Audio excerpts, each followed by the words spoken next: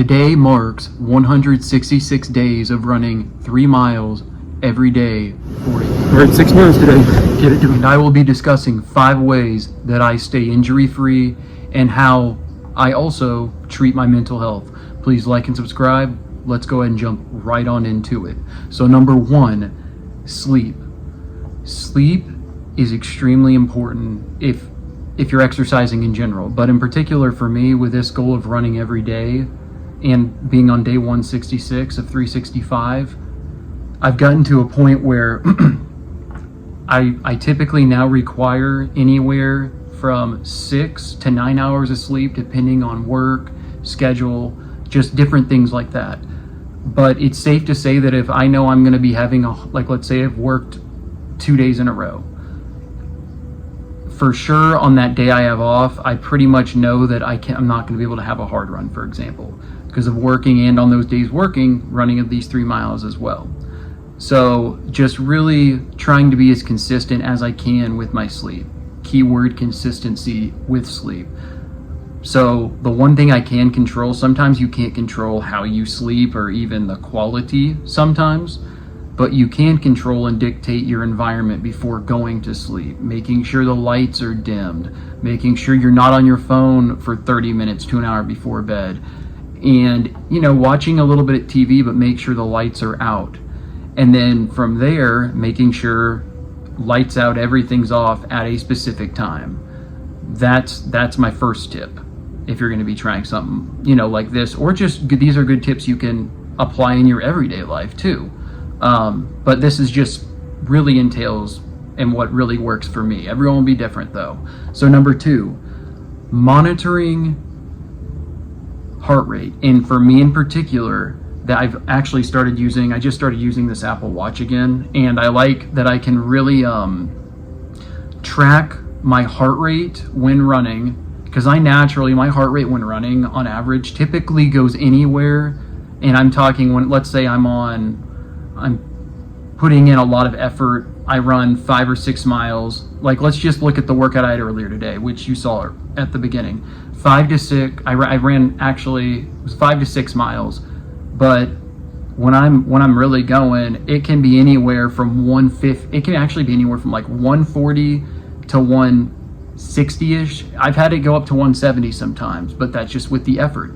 But the key is watching it when you're sleeping. So really monitoring your resting heart rate when you are sleeping is key, because if you're getting a good night of sleep, your heart rate will be consistent. It'll stay low for most of the part. Now you can have some increase if you have a nightmare or night terror, but you can really see that. And for example, I'll just tell you, for me, for like my resting heart rate when I'm completely asleep typically can go anywhere from, let's just go, the lowest mine is 43.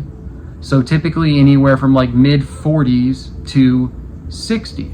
And if it's above that, typically that will help me judge the kind of workout I will have the next day as well.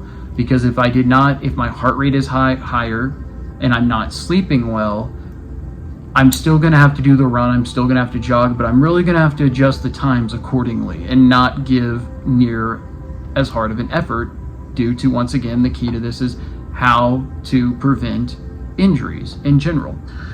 Okay, number 3, which I've kind of already discussed, listening to your body. You need to listen to your body in this way, and this is a little bit different. I'm going to take a little bit of a different take right here. Let's say you've gotten 2 or 3 really good workouts in a row. Let's say you've had let's start here. Let's say you've had a bad week of running. You're getting through it, but it's just mentally and physically you're just exhausted. And then all of a sudden you have 3 to 4 great workouts. You're getting, you're having that runner's high. You're in that zone. You're getting great runs in. So let's say you get 3 or 4 really good runs in a row. I would actually say if you get 3 really good ones, that 4th one, you need to really focus. And this is where it really comes into play. You really need to focus on actually tapering it down, because there are studies that have been shown a lot of times with professional athletes in general, but in particular with running, that when you're getting these amazing workouts in, you really need to focus on, okay, you're getting these great workouts in, what could potentially be next, and that could be potentially an injury due to overuse. I'm not saying don't work hard, that's not at all what I'm saying, but you really should be monitoring how the duration of the workout, the intensity of the workout, so you can really guide and dictate and potentially prevent injury. And if you're trying to do this long term, this is something I would definitely as well give advice to. So number 4, high protein. Now with running in particular, but really you got to realize protein is essential. And within the past 10 years before that, it was always taught, always very low fat diet, carbs. But protein is still something that we're studying to this day with all the different key amino acids in it. But making sure you're getting the right amount of protein. For example, for somebody who is, exercises daily, who is running daily, they typically require anywhere from 0.5 to 0.9 grams of protein per pound. So grams of protein per pound. So for example, for me, I weigh around 180 pounds. I would require anywhere from probably, I would say, 100 to 160 grams of protein a day. So you have to do that calculation yourself. But the key is that you really should focus a lot of what you are eating into the amount of protein. Also, obviously, carbs and key, another thing. I'll do another video on this in the future. But once again, fats, healthy fats. And let me just break this down real quick as well. Healthy fats, in my opinion, yes, you have your LDL and you have your HDL cholesterols, right? But recently it has been shown that, yes, you want to look at your LDL because in particular, it's the APOB protein that you're looking at in LDL cholesterol. And once again, a high LDL means high cholesterol, means you might be put on a statin, which I'll do another video on in regards to statins in the future, and how, yes, they're good, they work and they have their reasons, but a lot of times, like when it comes to sexual libido and things like that, and actually overall energy, it goes downhill. So somebody who has a high LDL, if they're an athlete, really, if it's high, looking at that different alternatives, and a lot of times just different changes in diets, like a Mediterranean diet, can actually help really dictate and change it, because your energy levels a lot of times will start really dropping if you're taking a statin. Kind of went off on something right there, I'm sorry. But yeah, really, once again, high protein, number 4. Once again, if you haven't yet, please like and subscribe to the channel. Just do it for me, please. I appreciate it. And lastly, number 5, stretching. There's a lot of debate on if you should stretch before or after a workout, and this is for just workouts in general, but let's look at running right now. I have found that not doing really, deep, like really intense stretching before running is good, because you don't want to actually overstretch and excite your muscles before it. But doing a lot of things like strides, a very light jog. For me, a lot of times my Achilles will tighten up. Just rotating my foot, like picture this being my foot, just like in this motion with your foot, really helps loosen the Achilles. But stretching and finding stretches that work for you. And for me, I always right now stretch every night before bed, always.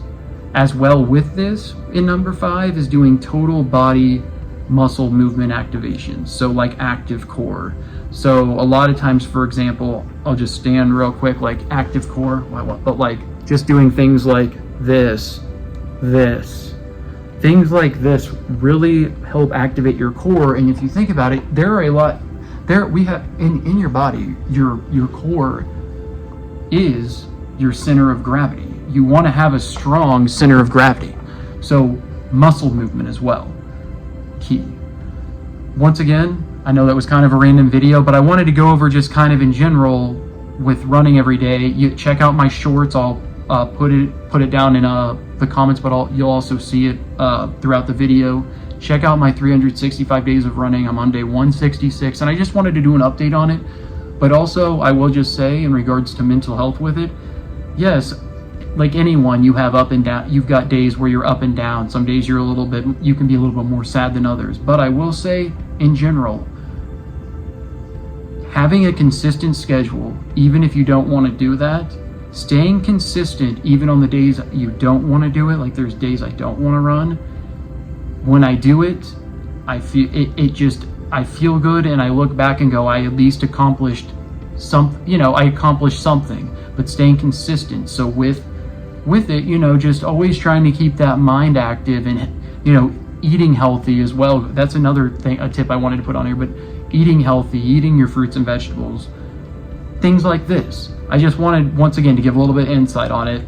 Went off again on a little tangent, but like and subscribe. The next video I will be covering will be, once again, I'm going to be covering different medications that are used to help people cope with opiate or opioid addiction in particular, what I've seen in the psych setting as a psych RN, and just the treatments that we essentially help, and how we treat them.